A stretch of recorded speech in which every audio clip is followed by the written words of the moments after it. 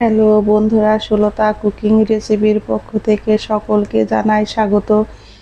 আজকে আমি রান্না করে দেখাবো একদম সহজভাবে পেঁপে ভাজি। পেঁপে তো আপনারা অনেকেই অনেকভাবে খেয়েছেন, কিন্তু এইভাবে ভাজি করলে খেতে হয় কিন্তু অসাধারণ মজা। এই ভাজিটা আপনারা খেতে পারবেন রুটি, পরোটা, ভাতের সাথে। সকালে কিংবা রাতে ঝটপট এই পেঁপে ভাজিটা কিন্তু আপনারা তৈরি করে নিতে পারেন। আর খুবই অল্প সময়ে অল্প তেল মশলায় কিন্তু এই পেঁপে ভাজিটা হয়ে যায়। এই পর্যায়ে আমার এই পেঁপে ভাজির রেসিপি যদি বন্ধুরা একটু হলেও ভালো লেগে থাকে, অবশ্যই একটা লাইক, কমেন্ট এবং সাবস্ক্রাইব করতে ভুলবেন না। আমি এখানে নিয়েছি মিডিয়াম সাইজের একটা পেঁপে। এই পেঁপেটাকে আমি ছুলে গ্রেট করে নিব গ্রেটার দিয়ে। আমি গ্রেটার দিয়ে গ্রেট করে নিয়েছি। পেঁপেটাকে কিন্তু বেশ ভালো করে ধুয়ে আমি জল ঝরিয়ে নিয়েছি। আর দেখতেই পারছেন পেঁপেটা কিন্তু কত সুন্দর গ্রেটারে গ্রেট করাতে একদম মিহি হয়েছে। আপনারা যদি কেউ বটিতে কেটে নিতে চান বা ছুরি দিয়ে, তাহলে কাটতে পারেন।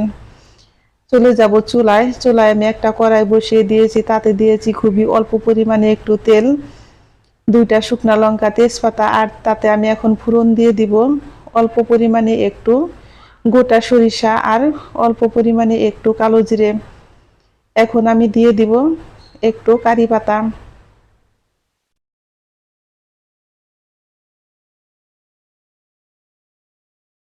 ফোড়নটা আমি একটু রেডি করে নিব। ফোড়নটা কিন্তু আমার রেডি হয়ে গেছে।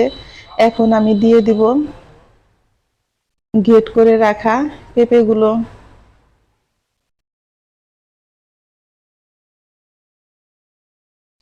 এই ভাজিটি বন্ধুরা একবার হলো আপনারা করে খেতে পারেন। খেতে কিন্তু হয় দারুণ মজার।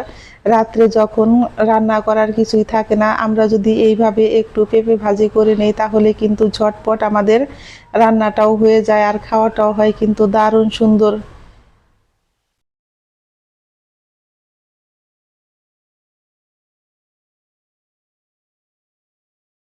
এখন আমি একটু নেড়ে দিব।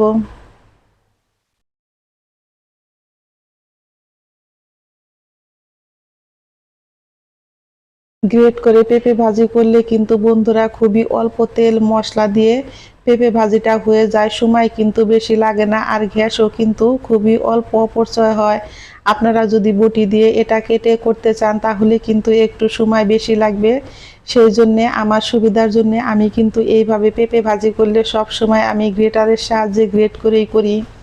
এখন আমি দিয়ে দিব হাফ চামচ পরিমাণে লবণ। আমি এখন দিয়ে দিব খুবই অল্প পরিমাণে একটু হলুদের গুঁড়া। এই ভাজিতে কিন্তু বেশি মশলা লাগে না, খুবই হালকা মশলা দিয়ে এই পেঁপে ভাজিটা হয়ে যায়। পেঁপে ভাজি কিন্তু আমাদের শরীরের জন্য, পেটের জন্য খুবই উপকার। বন্ধুরা একবার হলো এই রেসিপিটা বাসায় ট্রাই করবেন। আশা করি একদিন এইভাবে পেঁপে ভাজি করে খেলে আপনারা রোজ করে খেতে চাইবেন, এতটাই মজার হয়। আমি পেঁপেটাকে কিন্তু বেশ ভালো করে এইভাবে চুলার আঁচটাকে বাড়িয়ে দিয়ে অনবরত নেড়ে আমি পেঁপেটাকে ভেজে নিব। পেঁপে ভাজতে ভাজতে দেখতে পারবেন যে এক পর্যায়ে কিছুটা পরিমাণে জল উঠে এসেছে।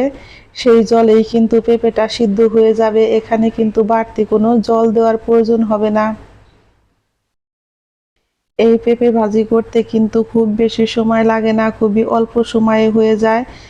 আমি এখন এর মধ্যে দিয়ে দিব খুবই অল্প পরিমাণে একটু চিনি, স্বাদটাকে ব্যালেন্স করার জন্য। যদি আপনারা চিনিটা না খেতে চান, তাহলে অ্যাভয়েড করতে পারেন, কিন্তু চিনিটা দিলে পেঁপে ভাজিটা খেতে হয় দারুণ মজার। এখন আমি এইভাবে একটু অনবরত নেড়ে চেড়ে ঢাকনা দিয়ে ঢেকে রান্না করে নিব 4 থেকে 5 মিনিট। এই পর্যায়ে চুলার আঁচটাকে কিন্তু আমি মিডিয়াম টু লোতে রেখেছি। ঢাকনাটি তুলে আমি এখন নেড়ে দিব। আমার জল কিন্তু শুকিয়ে গেছে বন্ধুরা, দেখতেই পারছেন পেঁপে ভাজিতে কিন্তু আর একটু জল নেই। এই পর্যায়ে আমি দিয়ে দিব কাঁচামরিচ। আমি কাঁচামরিচ কিন্তু আস্ত দিয়েছি। আর দিয়ে দিব আমি কুচি করে রাখা ধনিয়া পাতা কুচি। ধনিয়া পাতা কুচিটা দিলে পেঁপে ভাজিতে কিন্তু দারুণ একটা সেন্ট আসে। এই ধনিয়া পাতা কুচি আর কাঁচামরিচ কিন্তু পেঁপে ভাজি নামানোর আগ মুহূর্তে দিতে হয়।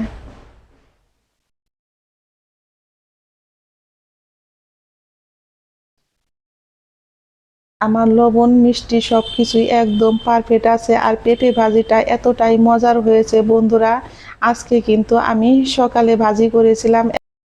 এই পেঁপে ভাজিটা এতটাই মজার হয়েছে, নিমেষেই কিন্তু আমার শেষ হয়ে গেছে।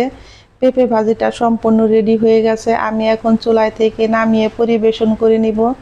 বন্ধুরা অবশ্যই দেখে বুঝতে পেরেছেন কতটা সুন্দর হয়েছে, খুবই অল্প তেল মশলা দিয়ে ঝটপট তৈরি হয়ে গেল আমার দারুণ মজার পেঁপে ভাজি। অবশ্যই একবার হলো এই রেসিপিটা ট্রাই করবেন, গরম গরম রুটি ভাত পরোটার সাথে খেতে হয় কিন্তু অসাধারণ মজার। সকলেই ভালো থাকবেন, সুস্থ থাকবেন। আমি আবারও ফিরবো নতুন নতুন কোনো রান্নার রেসিপি নিয়ে। আমার সকল বন্ধুদের জানাই আমি অসংখ্য অসংখ্য ধন্যবাদ। যে বাচ্চারা সবজি খেতে চায় না তারাও কিন্তু এই ভাজিটা অনেক মজা করে খাবে, এতটাই মজার হয়। আমি আপনাদের কথা দিচ্ছি, দারুণ মজার পেঁপে ভাজি।